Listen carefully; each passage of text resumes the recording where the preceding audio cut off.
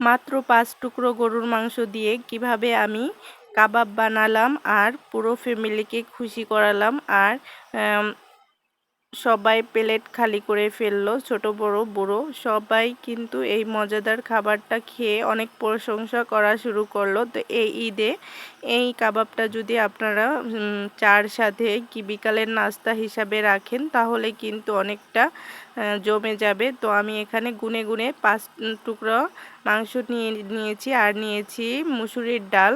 তো এই ডালটা আমি নিয়েছি, অনেকেই বলে বুটের ডাল দিয়ে হবে না কাবাব। তো আমি আজকে মুসুরির ডাল দিয়েই আমি তোমাদের সাথে কাবাব শেয়ার করব। তো এখানে নিয়েছি মরিচ আর নিয়েছি আস্তা রসুন 2 টুকরো। তো আমি এখানে দেখো কেটে নিয়েছি মাংসটা আর ডালটা ধুয়ে নিয়েছি আগের থেকেই। তো পানি ঝরিয়ে নিয়েছি সুন্দর করে।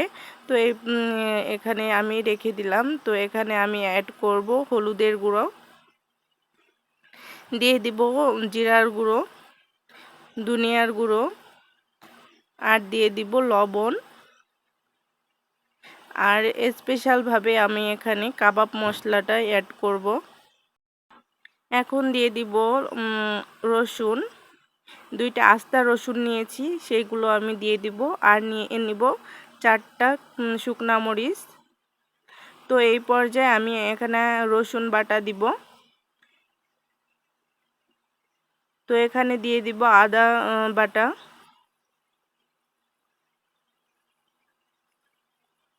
আর দিয়ে দিব মরিচ বাটা। তো মরিচটা বাটা দেওয়ার কারণ একটু কালার আসবে, এই কারণে আমি বাটাটা ব্যবহার করছি। তো এখানে সুন্দর করে আমি মাখিয়ে নিলাম, চামচের সাহায্যে সুন্দর করে আমি মাখিয়ে নিচ্ছি। তো এই পর্যায়ে আমার কিন্তু মাখানো শেষ হয়ে গেছে। তো আমি নর্মালভাবেই মাখিয়ে নিলাম। তো আচ্ছা, আপনারা ভাবছেন কিভাবে আমি কিভাবে আমি কাবাবটা বানাবো।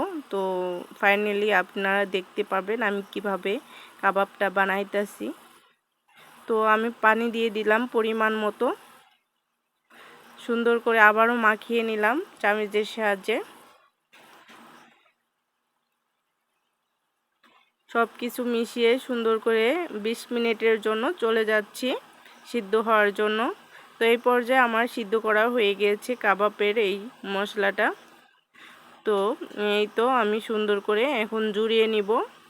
তো দেখতে পাচ্ছেন আলাম 2টো রসুন দিয়েছি। এখন কিন্তু চামচের সাহায্যে সুন্দর করে এটাকে গলিয়ে নিচ্ছে আর চুকলাটা আমি ফেলিয়ে দিব।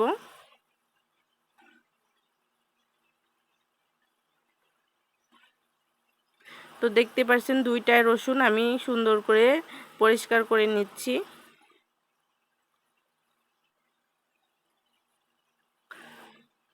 তো এই পর্যায়ে দেখেন কতটা পারফেক্টভাবে গোশটা সিদ্ধ হয়েছে।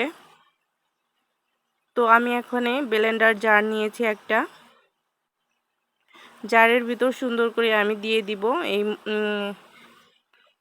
ডালটা। তো এখন আমি কিন্তু ব্লেন্ড করার জন্য চলে যাব 5 মিনিটের জন্য। তো এই তো আমার চলে আসছি 5 মিনিট পরে, ব্লেন্ড করা হয়ে গেছে। আমি কিন্তু আদা ভাঙাটা দিয়েছি, এটা একটু সাবাই রাখার জন্য আমি এরকমভাবেই করছি। তো এই পর্যায়ে আমি কিন্তু সব ঢেলে নিলাম, দেখতেই পারছেন। তো আমি এখানে কিছু মশলা অ্যাড করব। তো এখানে পেঁয়াজ কুচি দিয়ে দিলাম, সুন্দর করে ধুয়ে পরিষ্কার করে পেঁয়াজ কুচি করে রাখছিলাম। আর এখানে দিব ব্রেড গামস, আর দিয়ে দেবো একটা ডিম। তো সুন্দর করে আমি কিন্তু মাখিয়ে নিব হাতের সাহায্যে। তো কতটা পারফেক্টভাবে এটাকে মাখাতে হবে দেখেই বুঝে নেবেন। তো অত কিছু বলার সম্ভব হয় না। আমি কিন্তু ডলে ডলে সুন্দর করে এই পুরটার সাথে ডিমটা মাখিয়ে নিচ্ছি। যতটা পারফেক্টভাবে মাখানো হবে ততটা সুন্দর হবে।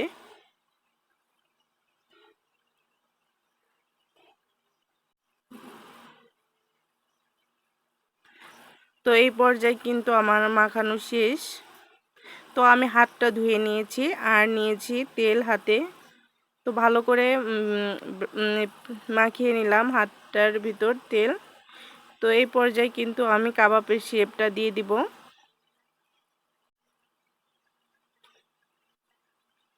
তো কতটা পারফেক্টভাবে কাবাবের শেপটা দিতেছি আপনাদের, আমি এই শেপটাই দিয়েছি, আপনাদের যেই শেপটা লাগবে সেটা দিয়ে দিবেন, যেটা ভালো লাগে। তো আমার কাছে এই শেপটাই ভালো লাগে।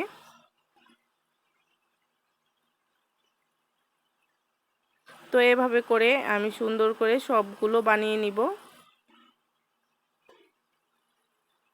এই তো আমার সবগুলো বানানো হয়ে গিয়েছে। এবার আমি চলে যাব কড়াইতে। তো আমি এখানে ফাইনালি আমি তেল গরম করে নিয়েছি। তো এখানে আমি ভেজে নিব একটা একটা করে।